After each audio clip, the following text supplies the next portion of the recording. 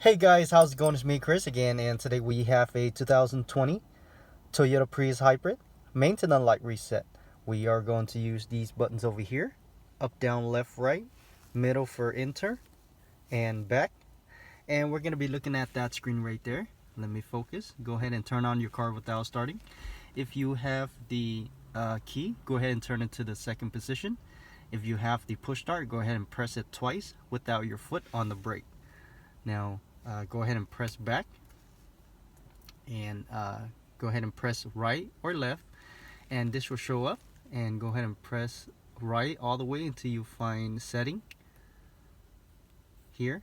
And when you get to setting, go ahead and enter on setting. If you're not at the setting, go ahead and scroll up or down to go find vehicle setting and enter on that. Okay, enter on maintenance system.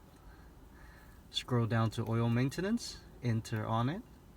Scroll up to yes, enter on yes, and we are done. Guys, make sure to click that like. Thank you for watching, and I'll see you next time. Bye bye.